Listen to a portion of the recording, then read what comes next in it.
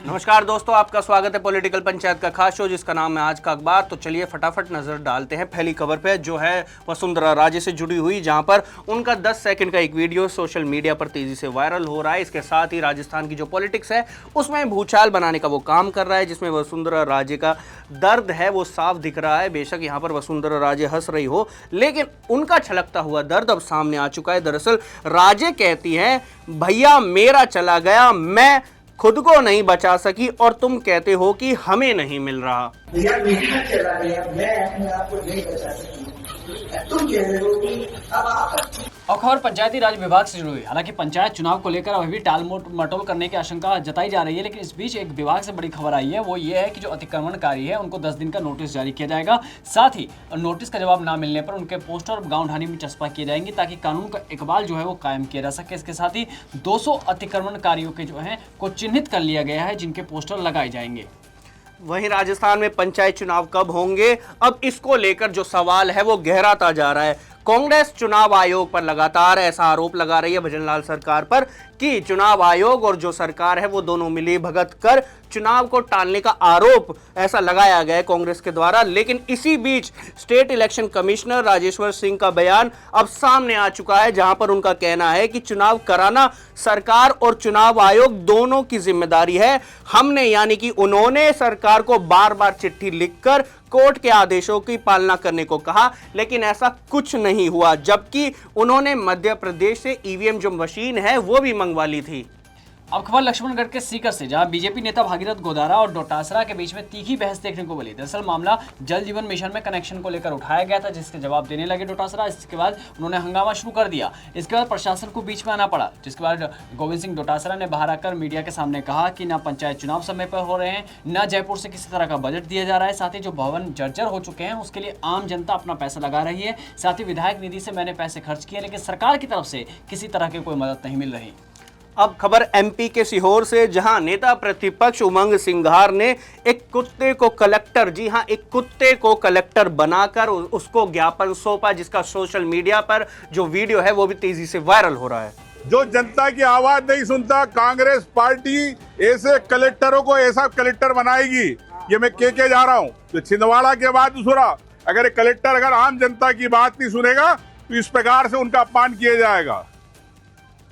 तो मैं समझता हूं कि ऊपर मुख्यमंत्री की बात पहुंचा देना बेटा, नहीं तो वो भी नहीं सुनेगा। अब खबर उदयपुर से, जहां गुलाबचंद कटारिया का दौरा फिर से विवादों में है। दरअसल एक बार फिर से एक चिट्ठी लिखी गई है। इस पर बीजेपी के वरिष्ठ नेता मांगीलाल जोशी ने गुलाबचंद कटारिया को चिट्ठी लिखी और उन्होंने कहा कि जब आप 5 चेले नहीं बना सकते तो चिट्ठी का जवाब देने के लिए शक्ति प्रदर्शन करने की जरूरत नहीं थी। बता दें कि गुलाबचंद कटारिया के दौरे से पहले भी एक बीजेपी के जो कार्यकर्ता उन्होंने चिट्ठी लिखी थी कि कटारिया के आने से जो है यहाँ का प्रशासन उस काम में लग जाता है, जिससे कई चीजों में देरी होती है, जिसका कटारिया का शक्ति प्रदर्शन देखने को मिला। गुलाबचंद कटारिया ने इसका जवाब भी दिया था प्रेस कॉन्फ्रेंस करके, और अब मांगीलाल जोशी ने उनके खिलाफ एक और चिट्ठी लिखी है। अब खबर जयपुर से, जहां पशु प्रेमी और उद्योगपति अनंत अंबानी के जन्मदिन पर हाथी गांव में एक अनोखी एलिफेंट पार्टी का आयोजन हुआ, जिसमें हाथियों के लिए 3000 किलो फलों का भव्य बुफे सजाया गया, जहां पर हाथियों ने करीब 2.5 फीट ऊंची जो केक है उसको काटकर इसका सेलिब्रेशन मनाया। अब खबर कांग्रेस के 2 विधायकों से जुड़ी हुई। कांग्रेस के लाडनू से विधायक मुकेश भाकर और शाहपुरा से विधायक मनीष यादव को बरी कर दिया गया। बता दें कि 11 अगस्त 2016 का मामला है, जब राजस्थान यूनिवर्सिटी के बाहर प्रदर्शन के दौरान रोड जाम किया गया था, जिस मामले को लेकर निचली अदालत ने उनको 1 साल की सजा सुनाई थी। अब इसको अपर कोर्ट ने, जो सेशन कोर्ट होता, उन्होंने जाकर इनको बरी कर दिया और निचली अदालत के जो फैसले थे उसको रद्द कर दिया गया है। अब खबर नागौर से, जहां प्राइवेट हॉस्पिटल की लैब में एक टेस्ट लिखने के बावजूद जो वहां के संचालक हैं उन्होंने 3 टेस्ट कर डाले। इस खबर के बाहर आने के बाद जो नागौर सांसद है हनुमान बेनीवाल, वो काफी गुस्सा हुए, नाराज हुए, जिसके बाद हनुमान बेनीवाल ने स्वास्थ्य मंत्री गजेंद्र सिंह खिमसर पर निशाना साधते हुए प्रधानमंत्री नरेंद्र मोदी और मुख्यमंत्री भजनलाल शर्मा को टैग करते हुए लिखा कि वर्तमान में राज्य की जो स्वास्थ्य व्यवस्था है वो लगभग वेंटिलेटर पर जा चुकी है। स्वास्थ्य मंत्री गजेंद्र गजेंद्र खीमसर स्वास्थ्य सेवाओं में सुधार करने के बजाय अपने निजी व्यवसाय को बढ़ाने का काम कर रहे हैं। इसके अतिरिक्त एक निजी जो कंपनी है उसको सरकारी अस्पतालों में जो लैब जांच का जो कार्य है वो सौंपा गया। लेकिन ऐसा हनुमान बेनीवाल द्वारा आरोप लगाया गया कि एक व्यक्ति है, वो भी स्वास्थ्य मंत्री का करीबी, जिसको इस काम को जोड़ा गया। यानी कि साफ तौर पर हनुमान बेनीवाल ने गजेंद्र खीमसर पर आरोप लगाया है। वहीं दूसरी ओर देखा जाए तो उनका यह भी कहना है कि उनके खुद गृह के जिले में अगर ऐसा हो रहा है तो प्रदेश की जो बाकी के हालत है वो कैसी होगी। इतना ही नहीं, हनुमान बेनीवाल ने यह भी कहा कि राजस्थान को एक ऐसा नकारा और गैर जिम्मेदार स्वास्थ्य मंत्री की कोई जरूरत नहीं है जिन्हें अपने महकमे में धरातल से जुड़ी कोई जानकारी तक नहीं है।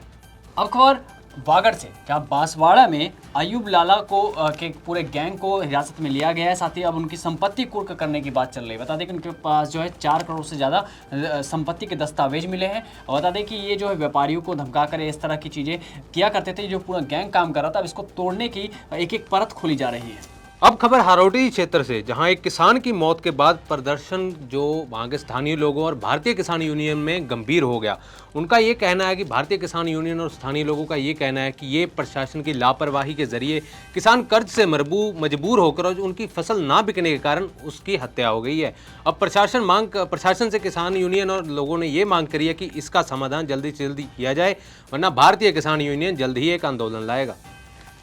अब खबर बाड़मेर से, जिस पचपदरा रिफाइनरी को लेकर सबसे ज्यादा सियासत गर्म है। बता दें कि 21 तारीख को पीएम मोदी इसका उद्घाटन करेंगे। वहीं अशोक गहलोत से लेकर टीकाराम जूली और गोविंद सिंह डोटासरा तमाम विपक्षी नेता इसको लेकर कह रहे हैं कि कांग्रेस के समय पे चलाया गया था। अब खबर ये आई है कि इसके अंदर जो टेस्टिंग की गई थी वो पूरी तरह से सफल रही है, जिसके बाद अब उम्मीद है कि जब ये जल्द से जल्द चालू होगा तो इससे जो हमें प्रोडक्ट मिलेंगे वो है petrol, diesel, kerosene, polypropylene, polyethylene, benzene और ब्यूटाडीन।